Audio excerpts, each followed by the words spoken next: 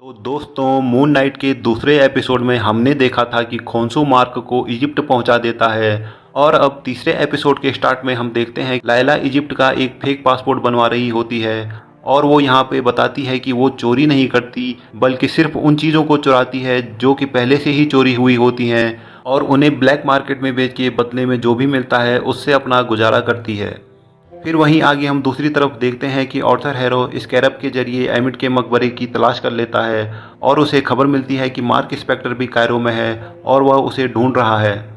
उधर mark Arthur harrow की information लेने के लिए किसी का पीछा कर रहा होता है तो एक छत पर कुछ लोग मिलते हैं जो उसे कहते हैं कि वो ऑर्थर हैरो तक नहीं पहुंच पाएगा और उस पर हमला कर देते हैं।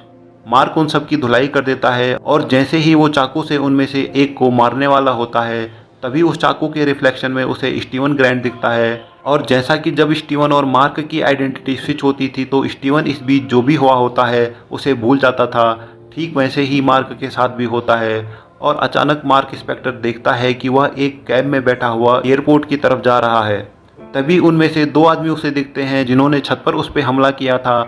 फिर चेज करते करते मार्क एक को पकड़ लेता है, वो उसे मारता है और उसे पूछता है कि ऑर्थर हैरो कहाँ है। मगर फिर मार्क को मिरर रिफ्लेक्शन में स्टीवन दिखता है जो उसे कहता है कि वह ऐसा ना करे। तभी हम देखते हैं कि मार्क की आंखें बंद होती हैं और वो किसी दूसरी जगह पे है जहां उसने उसे चाकू से मार दिया है जिसे वो पकड़ के ऑर्थर हैरो के बारे में पूछ रहा था। वहां जो एक गुंडा बचा होता है खोंसों की आवाज़ सुन के मार्क उसे पकड़ के खाई के किनारे ले जाता है और उसे ऑर्थर हैरो के बारे में पूछता है, मगर वह एमिट की रहमत बोल के खुद खाई से नीचे गिर के अपनी जान दे देता है। अब मार्क उस शीशे के रिफ्लेक्शन में स्टीवन को देखता है और कहता है कि स्टीवन, तुमने इन लोगों को क्यों मारा। मगर स्टीवन कहता है कि उसने उसे नहीं मारा, मैंने आज तक किसी को मारा ही नहीं। मार्क पूरी तरह कंफ्यूज हो जाता है।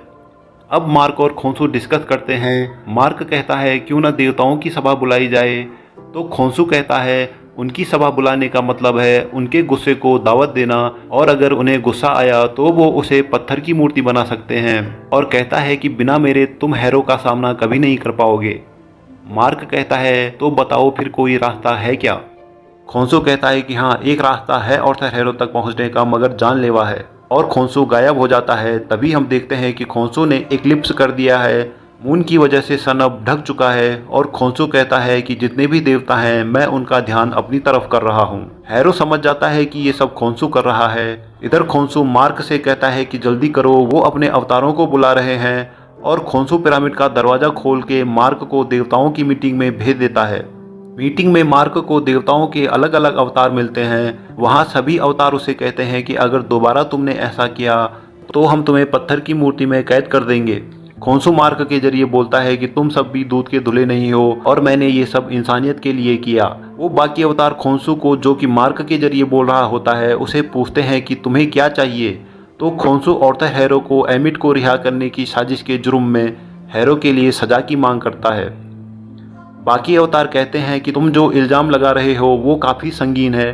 तभी वहाँ एमिट के अवतार हैरो की एंट्री हो जाती है और वह उल्टा खोंसू पे इल्ज़ाम लगाने लगता है और कहता है कि मैं तो यहाँ सिर्फ घूमने आया हूँ, एमिट को ढूंढने और रिहा करने का उसका कोई भी मकसद नहीं है, बल्कि खोंसू तब से एमिट की टॉम्ब को खोज रहा है जब से मैं उसके चंगुल में था। फिर हैरो मार्क स्पेक्टर के बारे में भी कहने लगता है कि जिस अवतार को खोंसू ने चुना है वो खुद बीमार है, उसे अपना असली नाम तक पता नहीं। ये सब सुन के मार्क और खोंसू दोनों गुस्सा होके जैसे ही हैरो पे पंच करने वाले होते हैं तभी सभी मेंबर्स में से एक अवतार मार्क को रोक लेता है। फिर ऑर्थर हैरो मार्क के बारे में कहने लगता है कि इसका दिमागी संतुलन ठीक नहीं है और खोंसू इसका फ़ायदा उठा रहा है। मेंबर्स कहते हैं कि ठीक है, हमें मार्क से बात करनी है और उसे पूछते हैं कि क्या तुम बीमार हो। मार्क इस बात से एग्री करता है कि हाँ वो बीमार है, मगर वो कहता है कि बात मेरी नहीं ऑर्थर हैरो की है जो कि बहुत खतरनाक है, बस आप लोग समझ नहीं रहे। मेंबर्स मार्क को कहते हैं कि ये बात साबित नहीं हुई है, इसलिए हम ऑर्थर हैरो को रिहा करते हैं और सभी वहाँ से चले जाते हैं। मगर म्यूजिक एंड लव की अवतार मार्क को बताती है कि एमिट को छुप के दफनाया था, जिसका ठिकाना किसी को नहीं पता, मगर सेनफू नाम का एक सिपाही तुम्हें एमिट तक पहुँचा सकता है क्योंकि उसके ताबूत पर एमिट के मकबरे तक जाने की जानकारी है। और पता चलता है कि सेनफू का ताबूत किसी ने चोरी करके ब्लैक मार्केट में बेच दिया था। अब मार्क सेनफू के ताबूत की तलाश में जाता है और एक जूस वाले से सेनफू के बारे में पूछता है, मगर वो डर के वहाँ से चला जाता है। तभी लायला वहाँ आ जाती है और वो मार्क को बताती है कि यहाँ मोगार्ट नाम का एक आदमी है जो सेन्फो के ताबूत तक पहुँचा सकता है। इसके बाद दोनों मोगार्ट तक पहुँचते हैं। फिर मार्क मोगार्ट से सेन्फो के ताबूत को देखने की बात कहता है। मोगार्ट उन्हें इस बात के लिए एलो कर देता है। तभी स्टीवन मार्क से कहता है कि लोकेशन एक पहेली में छुपी है जिसे सुलझाना होगा। स्टीवन जो कि एक म्यूजियम में काम करता था तो उसे पुरानी भाषाओं को पढ़ने की भी थोड़ी बहुत जानकारी थी। अब मार्क थोड़ी देर अकेले में ताबूत को देखने की बात कहता है। स्टीवन मार्क की मदद करने लगता है और उसे ताबूत में मम्मी के पास पड़े कपड़ों को मोड़ने को कहता है। जैसे ही स्टीवन और मार्क उस पहेली को सुलझाने वाले होते हैं, मोगार्ट को ये सब देख के लायला और मार्क पे शक हो जाता है। मोगार्ट के आदमी आकर मार्क और लायला पर पिस्टल तान देते हैं। तभी वहाँ ऑर्थर हैरो और उसके आदमी भी आ जाते हैं। ऑर्थर हैरो मोगार्ट को स्कैरब दिखा के कहता है कि जब खजाना सामने है तो नक्शे की क्या ज़रूरत। लायला मोगार्ट को समझाती है मगर हैरो मोगार्ट को अपनी बातों में फंसा लेता है। तभी खोंसू मार्क को कहता है तुम किस चीज़ का इंतजार कर रहे हो, समन द सूट। उधर हैरो मोगार्ट के सामने आकर कहता है कि क्या तुम दैवीय शक्तियों को महसूस करना चाहते हो। मोगार्ट हाँ कहता है और हैरो कोई मंत्र पढ़कर ताबूत को डिस्ट्रॉय कर देता है और वहाँ से जाने लगता है। तभी मार्क मून नाइट बनकर आता है और मोगार्ट और हैरो के सभी आदमियों से लड़ने लगता है। इतने में लायला सेन्फो के बचे कुचे ताबूत के पास जाती है और वहां से उन कपड़ों को ले लेती है। उधर मून नाइट सभी को मार रहा होता है। तभी स्टीवन की आवाज़ आती है। वो कहता है कि मार्क रुक जाओ, मुझे बॉडी दे दो। तभी मून नाइट मिस्टर नाइट बन जाता है और स्टीवन बॉडी में आ जाता है। मिस्टर नाइट सभी को समझाने लगता है कि शांत हो जाओ, लड़ाई झगड़े की कोई ज़रूरत नहीं। इतना कहते कहते कुछ भाले मिस्टर नाइट के आर पार कर दिए जाते हैं और मिस्टर नाइट मार्क को वापस ले लो कहते कहते फिर से मून नाइट बन जाता है। फिर मून नाइट सबसे लड़ने लगता है। दूसरी ओर लायला भी लड़ते हुए मोगार्ट के बॉडीगार्ड को मार देती है। उधर मून नाइट पर भी भालों से वार हो रहा होता है जिससे वो काफ़ी घायल हो जाता है। मगर जैसे ही वो देखता है कि मोगार्ट ने उसकी वाइफ लायला पे वार किया है तो मून नाइट सभी को मारकर मोगार्ट के हाथों से लायला की जान बचा लेता है। अब दोनों गाड़ी में बैठकर जा रहे होते हैं तो लायला मार्क से पूछती है कि क्या तुम कुछ छुपा रहे हो, मगर मार्क कहता है कि ऐसा कुछ नहीं है, मैं तुमसे कुछ नहीं छुपा रहा हूँ। फिर दोनों उन कपड़ों को जो लायला ने ताबूत से उठा लिए थे उनसे इन्फॉर्मेशन निकालने की कोशिश करते हैं मगर किसी नतीजे पे नहीं पहुंच पाते। अब लायला मार्क से कहती है कि तुमको स्टीवन को बॉडी देनी पड़ेगी, वही हमारी मदद कर सकता है। इतने में खोंसू कहता है कि मार्क अगर तुमने स्टीवन को बॉडी दे दी तो वो वापस तुमको मार्क नहीं बनने देगा। मगर मार्क स्टीवन को बॉडी दे देता है। जैसे ही स्टीवन बॉडी में आता है उन कपड़ों से पूरा नक्शा बनाकर लायला को दे देता है। अब लायला जैसे ही उस मैप को स्कैन करना स्टार्ट करती है तो देखती है कि वो काम नहीं कर रहा है।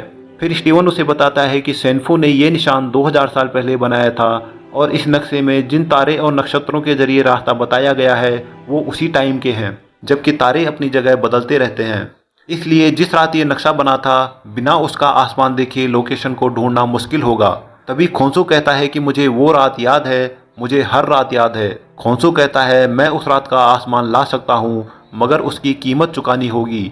वह स्टीवन से कहता है कि जब देवता मुझे पत्थर की मूर्ति में कैद करेंगे तो मार्क से कहना कि मुझे छुड़ाने आए। और स्टीवन मिस्टर नाइट बन जाता है। खोंसू और मिस्टर नाइट दोनों मिलकर उस रात को सामने लेकर आते हैं और सभी लोग देखते हैं कि अचानक से स्पेस में ये क्या हो रहा है। फाइनली वो रात वापस आ जाती है जिस रात सेन्फो ने नक्शा बनाया था और फिर हम देखते हैं कि सभी देवता खोंसू को कैद कर लेते हैं। मिस्टर नाइट और स्टीवन के पास जितनी भी पावर्स आई थी वो सब जाने लगती है और वो बेहोश होकर गिर जाता है। सभी देवता ऑर्थर हैरो से कहते हैं कि तुम सही कह रहे थे और उन्होंने खोंसू को पत्थर की मूर्ति में कैद कर लिया है। आगे हम देखते हैं कि ऑर्थर हैरो खोंसू की मूर्ति पकड़ के कहता है अब मैं वो करूँगा जो तुम नहीं कर पाए, मैं तुम्हारे जुल्मों का ही एक हिस्सा हूँ और मेरी जीत के जिम्मेदार तुम हो। और यहीं पे एपिसोड ख़त्म हो जाता है। तो दोस्तों आज के वीडियो में इतना ही, मिलते हैं आपसे अगले वीडियो में।